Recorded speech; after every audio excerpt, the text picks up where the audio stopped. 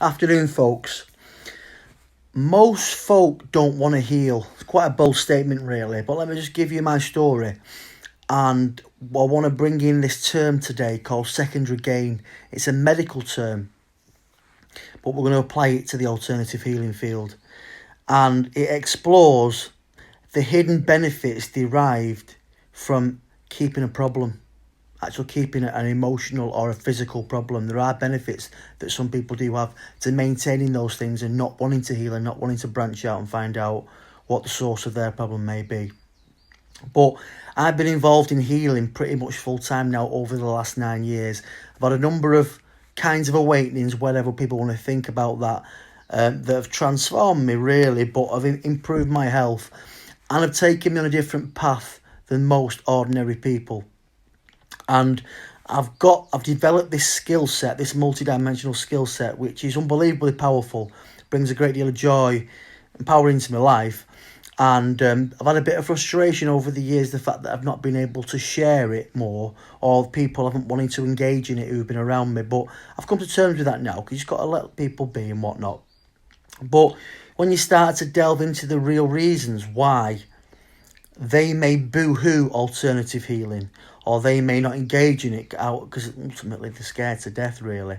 It is that underneath the surface there are subconscious reasons why people do not really want to engage in something that they don't understand, or something that may well truly help them, because their ailments are often what defines them and what gives them attention and sometimes a form of quality in their life which they may not have had before, but they've received through their illnesses and their particular disorders.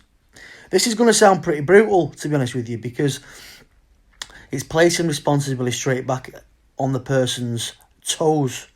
Because most people automatically love the illusion and love it's an illusion basically, that you're poorly, you ring the doctor and you take you to the doctor. I mean, doctors have very limited information, the way they operate these days, and they often just want to push on prescription drugs on you, and there are a lot of complications that come from those. And I've seen this in teenagers with extreme behavioural difficulties, some of the worst you can imagine professionally, all the way through to elderly people who've worked hard all their life and have gathered ailments along the way, and now they're on a variety of different prescription drugs which are delivered to them in their home. They've got very little quality at all. So it's kind of, you've got to ask yourself these questions, really. Do you have an old problem that you're not quite able to sort out, that affects your quality of your life? It could be a pain, an imbalance. It could be a variety, an addiction, an attachment, physical and emotional. And you can't seem to solve it. And there's only so much covering up you can do, really, isn't there? When you go to there's only so many. I was on the tablets years ago for my back. But there's only so much covering up, because you become addicted to those, and those the entities they bring in, those pharmaceutical drugs, when you be dependent upon them, no good, really. I mean, can you think of any at all hidden benefits to any of your problems? I mean, there's one there that I read from a healer, and he was giving healing to a person who had cancer. And ultimately, that person wouldn't really engage. I mean, and the person was quite frank. Since she's had cancer, her children come and visit her more. She has this, she has that. Sounds terrible. But ultimately, on a subconscious level, if you're not transparent enough with yourself, you will be run eventually by your complexes and ailments.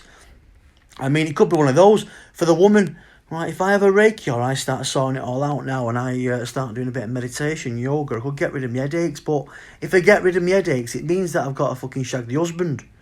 Oh my God, so fuck that, you know what I mean? So, well, the other one was the bad back.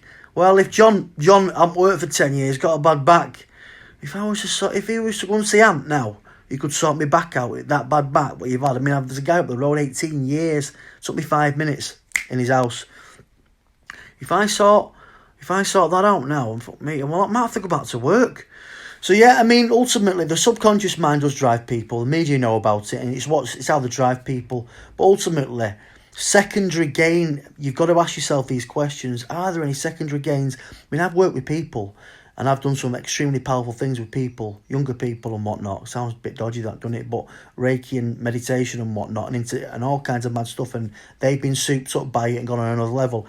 And then they've gone off, and I've not seen them again. It's almost like, what's going on there then? Because obviously we're working in a partnership, but sometimes people can have a really powerful experience, which is fantastic. But when the dust settles, and there's then that individual then has got to start cementing their own particular lifestyle choices to maintain and keep climbing that path, of self-awareness and health. Then they can sometimes go, well, fuck that, so they'll come back into themselves, and then they may well just think, well, that guy is a crackpot. Well, I'll just deny that ever happened. But most of my interventions that I deal with people, very powerful things happen, life-shifting things. But because the general consensus is, don't have anything to do with that. Just keep going to the doctors, take your tablets, blah, blah, blah, blah, blah. Keep doing all those things, yeah? I'll have 4 cans, and then I'll have 8 cans a night after work. We all do it, you want to relax after work, but eventually the problems when you start hitting into your late 30s, 40s, and you look at your parents, you see what they're like, you see the state they're in. These things are passed on, these behaviours and these emotional complexes are passed on by your parents from society right the way through to you. And unless you sort them out, you're going to have all these kind of issues. It's all imbalance, basically. And you can call it what you want. Oh, I've got this, I've got that. You hear them, you hear the old people, I'm going to see the specialist. The amount of times, and it's like it's a special thing, like they're going to see this fucking God. And I hope these specialists can help them. But you see these people, you still see a specialist, yeah? I'm on a new one now. They're 10 years later that are fucking different hospital. And they're just going round in circles trying to identify this fucking one miracle thing. And it's just the system is out of balance. And they've not done their own work. And all these problems come up, you see. So, again, I'll repeat the questions. Do you have an old problem that you can't seem to fix, physical or emotional? But a lot of them do come in actually stem emotionally, and that's where I enter it really through the higher dimension. Sounds weird, but it works, right? Is there any hidden benefit at all to any of your ailments? And look at all the older people that you know and all, and you analyse their lives and look, and I've had where I've helped people, just chuck a scar, don't be soft, you daft. And you see these people limping around and they're they're not even old. You know what I mean? I'm in great shape, me. And then if you solve the problem, what would you lose? So if you might be that you've got you go to a casino with lads and have a sniff at that or whatever. If I start going this other direction now, or maybe a little bit more healthy and whatnot, and I become a better father, maybe when I'm coming home and sniffed out my box and I've been out on the sesh, I'm useless to kids. I'm useless to work for a good couple of days. So you think, well, so it might mean that you have a little bit more distance from people who you associate with, and you don't want to be rejected. That's quite often the thing with lads, because they want to feel part of the gang. Don't want to be out there don't want to be out there. It's great being part of the gang, but have an healthy distance. So it means that you may meet a few new people, scary this change stuff, but tiny little habits and tiny little things that are growing a bit wary, a bit tired, that have a bigger knock-on effect than they have done before previously. These are the things, the wake-up ring bell things ringing you. Hang on a minute, perhaps it's time for me to maybe just make a little shift here and there, which will open up a new branch of life for you. And this is the main reason people don't want to do it. But it's fucking unbelievable. It's the only way to live. And you've got eternal youth, basically. So anyway, a lot to think about there for everybody. Beware of secondary gain, hidden benefits to problems when making choices around health and lifestyle and family. Have a good time. See you later.